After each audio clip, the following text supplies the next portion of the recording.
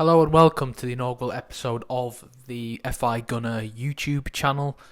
On this channel, I'm going to try and give some of my insight into the players I buy, the decisions I make, and also some of the tips that I have under the price range of £1. So, on this episode, the first episode, I want to go through just a couple of my players and just explain why I've bought some of them. So, so the first one, obviously, I'm going to wheel off is Rodrigo Bentancur. He's a player that I've held since roughly about September, October.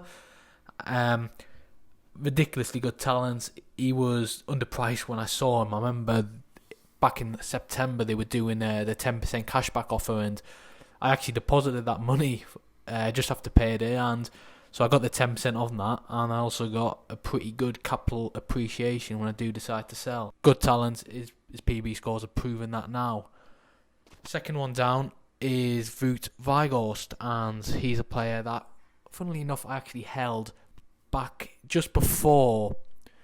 So basically, just before he won PB last weekend, I had bought him a month previous, and throughout that entire spell, he did not win. He did not score any IPDs, and that was actually one of the big factors in for me buying this guy, because his goal record in Germany is pretty solid. He's bagged, I think he's pretty much goal records 1 in 2 in the Bundesliga, and I think approaching the Euros, I think as well, with Holland having 2 of their main forwards out injured, I just think it's a great opportunity for him to cement this case. And yeah, the PB win definitely helped things with Weghorst. So yeah, moving further down, you might notice that I have 900 shares in Marcelo, and that is a lot more shares than anyone else in my port here, and that is actually a decision I made very recently, and this is more of a 6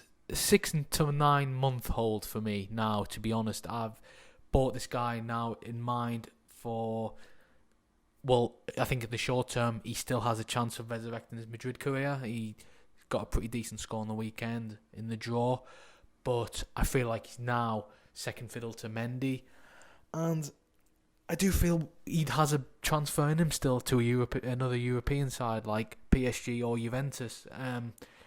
If you look at his graph, in the last year he's bottomed out at about 48 pence, so I'm looking at 51 pence right now, and I think that he's pretty much at floor price right now.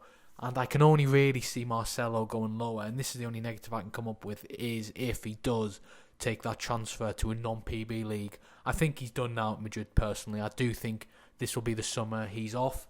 I did some research into Marcelo actually, and this was just 10 days ago. Marcelo reportedly feeling fairly untreated by Zidane. Not happy that Zidane is apparently not being fair to him. He's not getting game time. He's lost out to Mendy now for a first team spot. So I think a transfer is very much on the cards. And I went back to last season and I found this article from March 2019, and this was Zidane actually saying Marcelo must stay. And this was around the time when Juventus had agreed terms with Marcelo over a transfer. So if you take this story alone and look at his price now, you just have to ask yourself, do you think Marcelo, if he does get a move to another European club like Juventus or PSG, do you think his price goes up from 51 pence? Personally, I think he does. He had that spike up when he got that assist. He got 2 assists, I think, went off injured in the same game, so his price quickly plummeted back down. But yeah, do you think a move to Juventus would put up his price? I think he does. I think it does, and that is the reason why I hold a lot of shares in him. I actually done some further research into that, and this was one of the articles around the time that Zidane was pretty insistent on keeping Marcelo at the club. So yeah, I think now if Marcelo is unhappy with Zidane and Zidane's had enough of Marcelo, then you can bet your money on Marcelo leaving this summer.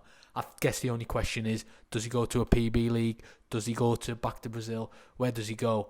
And I personally do think he still has a lot to offer in European football. He's 31. This is not a 34. This is not 31 from the mid 2000s where you'd all of a sudden lose your pace. I mean, Dani Alves is a great example. Look at what he was still doing at that age. So, yeah, he's a 6 to 9 month consideration for me. I don't think in the short term he's going to do much, but if he does, it's a bonus, and he still has the possibility of delivering the goods from Real Madrid. You never know. So I think I win on both aspects here. That he can either stay at Madrid to the end of the season and put in a great score and maybe potentially win dividends, or he'll get that transfer in the summer. I compared his stats actually with Ferland Mendy, and as you can see, they've roughly played the same amount of minutes, around 1,800. He's probably this is 2019-20, so Mendy obviously he had time, I think, with injury and the suspension as well, so that probably is to explain why he's played less minutes. But yeah, you look at the goals and assists, Marcelo leads the way with 2 to Mendy's none. Assists, Marcelo has 7, which is a pretty good going rate for someone who is fallen out of favour and is apparently not very happy at the club.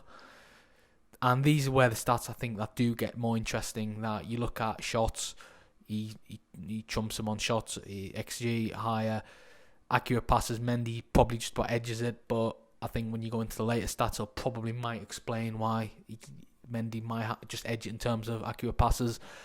Long passes, 135 to Marcelo's 62, sorry. And he's another one that's interesting as well in terms of PB scores, is accurate crosses. Marcelo, you've got 110 crosses, Mendy 72, and the accurate percentage, Marcelo beats him on that. Dribbles, Mendy attempts more, Marcelo better percentage success. Duels 1, Marcelo trumps him on there again. Mendy beats him with aerial duels. Interceptions, Mendy edges that as well. So I do think when you look at these two players, they do almost even themselves out when you get into the deeper defensive stats. But when I compare Marcelo's price of 51 pence to Marcelo at, if they can get this to load, at £1.22, I think it's a no-brainer, really. I mean, yes, I understand Mendy is a younger player. He's 24, Marcelo's 31, but hey, it's 2020 now.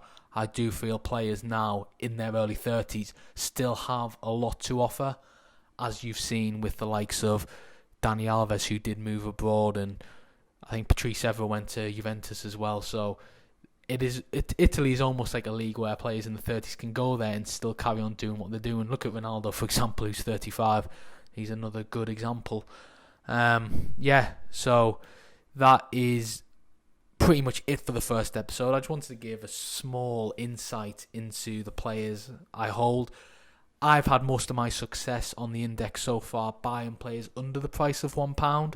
So I think I want to try and keep that as the theme of the channel, of where I only really talk about players under £1 and players who have that possibility of turning over 70-80%, as well as the possibility of making dividends. So let me know what you think about Marcelo. Is he a good purchase? Is he a bad purchase? Where do you think he will end up?